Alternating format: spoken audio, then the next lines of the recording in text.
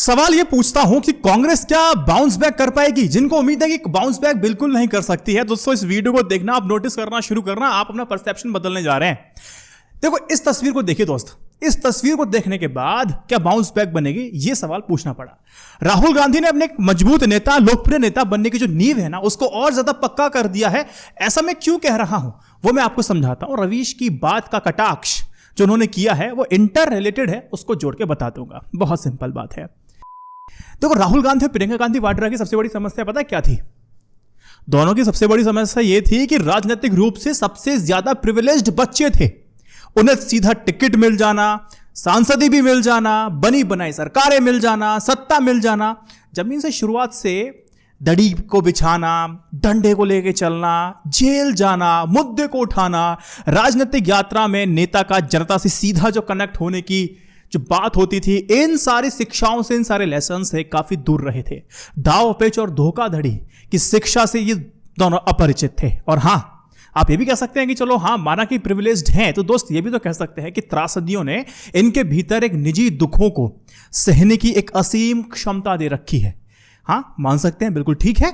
लेकिन विजय चौक पर दिल्ली पुलिस द्वारा कांग्रेस पार्टी के पूर्व अध्यक्ष राहुल गांधी को गिरफ्तार किया गया था। गिरफ्तारी से पहले जैसा अंदाज राहुल गांधी का था, उससे साफ दिखाई दे रहा है कि संघर्ष का वह पुट जो राहुल गांधी उनकी पैदाइश ने नहीं कर दिया था, वह मौजूदा सरकार उनको दे रही है। और ध्यान रहे, संघर्ष इंसान को मजबूत बनाता है, काबिलियत और हिम्मत पैदा करता है, डर को खत्म करता है। निडर और हिम्मती, काबिल और मजबूत इंसान आगे बढ़कर के नेतृत्व करता है। जो परिवार राहुल गांधी को मौका नहीं दे सका, वो सरकार राहुल गांधी को मौका दे रही है। राहुल गांधी को संघर्ष का दायरा बढ़ाना होगा। अब इस बात को समझ लीजिए। परिवार से पूछताछ में जो दमखम दिखाया, वैसा ही सार्वजनिक मुद्दों पर गांधी को दिखाना पड़ेगा। काइंडली हाईलाइट दिस अगेन कि परिवार से पूछताछ में जो दमखम इन्होंने दिखाया, वैसा सार्वजनिक मुद्दों पर दिखाना होगा। नहीं तो बीजेपी आईटी सेल इसी फोटो को दिखा करके ये बोलना शुरू कर देगी कि भैया देखो, बिल्कुल साफ है, अपनी राजनीति चमकाने के लिए अपनी दादी की कॉपी कर रहे हैं और कुछ नहीं कर रहे। फिर व्हाट्सएप पर कई सारे मैसेजेस वायरल होंगे, उसमें क्या लिखा होगा कि अपने दौर में इंदिरा गांधी जहां गंभीर राजनीति करने के लिए जानी जाती थी, तो वहीं राहुल गांधी का देख लीजिए, वहीं राहुल गांधी का शुमार हालिया दौर के उन नेताओं में है जो राजनीति सिर्फ करने के लिए कर रहे हैं, क्योंकि उन्हें विरासत में मिल गई है, इसलिए कर। राहुल गांधी देश की सेवा सिर्फ पोज देने से ही कर सकते हैं। यह जनता है जो राहुल गांधी उनकी कांग्रेस पार्टी की नीतियों को सिरे से खारिज कर चुकी है। कितना भी धरना दे दीजिए, जनता आपको नकारेगी और इस बात को जनता स्वीकार भी कर लेगी। एक व्हाट्सएप पे मैसेज चलेंगे तो ऐसी बातों पर फिर जनता भरोसा करेगी, तो इमेज जो डेंट लगातार होती है राहुल गांधी के द्वारा होने लगेगी। वो माइंडसेट से पढ़ेंगे, देखेंगे चीजों को होगा। तो यहां पर ना, इसीलिए राहुल गांधी जो परिवार से पूछताछ में जो दमखम दिखाया, वैसा सार्वजनिक मुद्दों पर लगातार दिखाना होगा, ताकि उस नैरेटिव को ये काउंटर कर सके। बदलाव से मुझे एक बात याद आया, कांग्रेस का आईटी सेल, यहां पर जो मैंने एक बदलाव देखा वो कमेंडेबल है भाई, वो जो मैंने महसूस किया है, और शायद आपने भी किया होगा। मैं लगातार इस बात को हाईलाइट करता जा रहा हूं। जयराम रमेश का कांग्रेस कम्युनिकेशन को संभालना मानो एक ताजी हवा जैसा है। अभी आपने देखा नहीं कि हाई कोर्ट ने बोला कि अपनी ट्वीट डिलीट कर दीजिए, जो इस स्मृति ईरानी को लेकर के आपने किए हैं। कोर्ट के आदेश के बावजूद ट्वीट को डिलीट नहीं करने का जो फैसला है ना, वो ताकत को दिखाता है भाई। कोर्ट का प्रथम दृष्टिया ये जो फैसला है, शायद नहीं देना चाहिए था। मैं अभी समझ से बता रहा हूं। पूरे मामले की जांच होने के बाद अगर स्मृति ईरानी की बात झूठी निकलती है, तो क्या कोर्ट बोलेगा रिस्टोर करो? मतलब बताइए ना। मैं कह सकता हूं we can sense that spine in Congress now. कम से कम की मीडिया टीम में दिखाई दे रही है और नेताओं में दिखाई दे रही है। कांग्रेस की गलतियों की बात कर लेते हैं। अभी ना बार बार धरना प्रदर्शन शुरू कर देते हैं, है ना, सरकारों को कोसना शुरू कर देते हैं। सर, आपको मौका दिया था ना जनता ने, तो आपने चीजों को सही क्यों नहीं किया? क्या कांग्रेस से यह सवाल नहीं पूछा जाना चाहिए, बोया पेड़ बबूल का तो आम कहां से खोए? राहुल जी, आपकी कांग्रेस की करीब 6 दशकों तक सत्ता में रही थी कांग्रेस। यदि कांग्रेस चाहती तो पुलिस रिफॉर्म कर सकती थी, पुलिस एक्ट में बदलाव कर सकती थी, पुलिस को बजाय वर्दी वाला गुंडा बनाने के। इस तस्वीर के बाद बहुत सारे लोग आजकल सोशल मीडिया पे वर्दी वाला गुंडा कह रहे हैं, आरोप लगा रहे हैं कई सारे। आपके पास ना संविधान के प्रति जवाबदेही बना सकते थे इन सभी लोगों की। आईपीसी, सीआरपीसी में बदलाव लाया जा सकता था। अंग्रेजों के जमाने के जो कानून है ना, थोड़े बहुत बदले जा सकते थे। आपको याद करना चाहिए कि अमेरिका जहां डोनाल्ड ट्रंप हुए या फिर इंग्लैंड के बोरिस जॉनसन, वहां की जो पुलिस है ना, जो वहां की जांच एजेंसियां है ना, वो कभी भी कुर्सी के लिए वफादार नहीं रहती हैं। कभी वफादारी उन्होंने नहीं निभाई है। उनकी शपथ संविधान व कानून के लिए थी। जब अमेरिका व इंग्लैंड की पुलिस व जांच एजेंसियां निष्पक्ष कानून के हिसाब से चलने वाली हो सकती हैं, तो इंडिया की क्यों नहीं हो सकती? इंडिया का ढर्रा क्यों नहीं बदला जा सकता था? आपकी सरकार थी, आपको सोचना चाहिए था।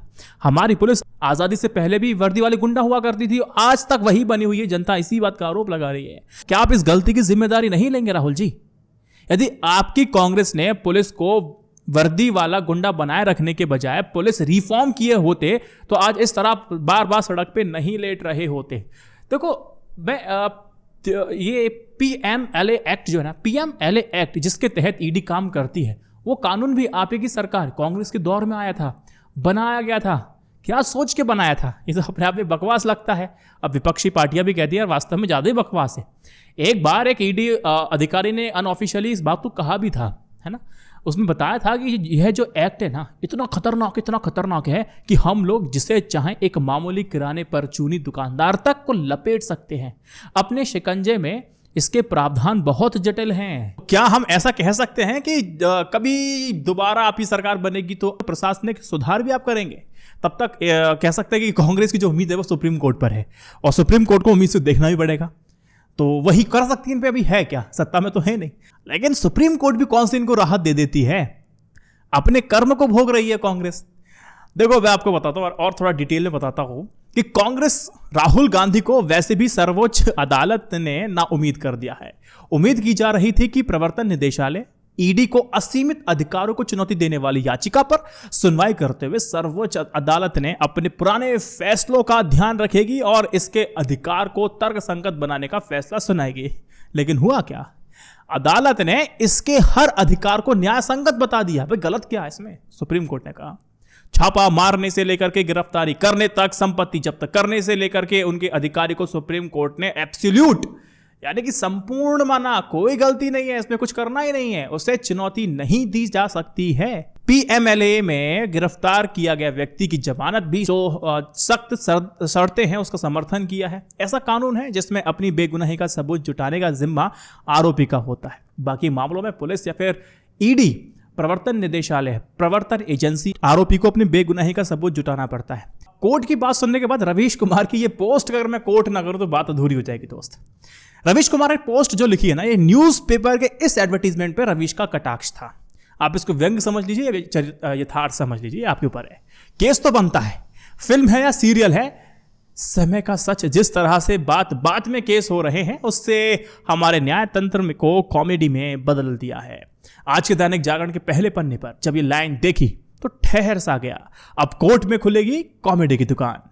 ये कोई साधारण पंक्ति नहीं है। हाल के वर्षों में न्याय व्यवस्था को लेकर के जिस तरह से सवाल उठ रहे हैं, मजबूती की जगह उसकी कमजोरी दिख रही है। किसी ना किसी को यह लाइन लिखनी ही थी और किस्मत देखिए कि दैनिक जागरण में छप जाती है। पूर्व चीफ जस्टिस का किस्सा है। अदालत से बाहर आते हैं, आरोप लगाते हैं कि बाहर से अदालत में दखल हो रहा है। उन पर एक महिला आरोप लगाती है तो कोर्ट का एक इनर हाउस पैनल है, वो जस्टिस को बरी कर देता है। फिर राम मंदिर का फैसला आ जाता है, जस्टिस रिटायर हो जाते हैं और राज्यसभा के सदस्य बन जाते हैं। उसी बाहरी शक्ति की कृपा से जिस पर वे कोर्ट पे दखल देने का आरोप लगाते थे, हाल ही के दिनों में कोर्ट पर विचारधारा के हिसाब से आरोप लग रहे हैं। बाकायदा जजों को पत्र लिखा गया है और नुपुर शर्मा की आलोचना करने को गलत बताया गया है। पत्र लिखने वाले पूर्व जजों को एक और पत्र प्रधानमंत्री नरेंद्र मोदी को लिखना था कि नुपुर की क्या गलती है जो बीजेपी से निकाल दिया गया। कोर्ट ने पुलिस की गिरफ्तारियों पर गंभीर सवाल उठाए हैं, बार बार कहा है जैसे तैसे केस बनाए जा रहे हैं। जिस तरह से इस देश में अवैध रूप से NSA लगाया जा रहा है, किसी पर भी UAPA भी लगाया जा रहा है, ट्वीट करने से केस हो रहे हैं, कोर्ट की प्रक्रिया का उपहास हो रहा है। लिहाजा इस समय इसी पर कोई फिल्म या फिर सीरियल बना दे तो बहुत साहसी माना जा सकता है। इस विज्ञापन की पहली लाइन अदालतों का इम्तिहान लेने आ रही है। देखना होगा कि हमारी अदालतें अभिव्यक्ति की इस आज़ादी को किस उदारता से लेती है। अब कोर्ट में खुलेगी कॉमेडी की दुकान। ये हमारे समय का सच है और सच ने अपना समय चुनना शुरू कर दिया है। कोर्ट में कॉमेडी की दुकान खुल रही है। बहस का केस तो बनता ही है। रवीश ने लिखा, यथार्थ है, चरितार्थ है कि व्यंग है, जो चाहिए वो देख सकते हैं, and I hope you can sense that also.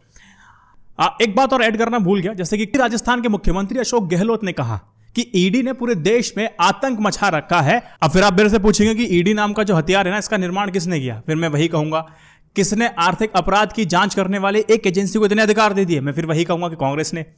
किसने आर्थिक अपराध के लिए इतने सख्त सजा बनाने के प्रावधान कर दिए? मैं कहूंगा कांग्रेस ने। और सबसे बड़ा सवाल कि किसने एक केंद्र एजेंसी का हथियार के तौर पर इस्तेमाल शुरू किया? इन सभी सवालों का जवाब है कांग्रेस।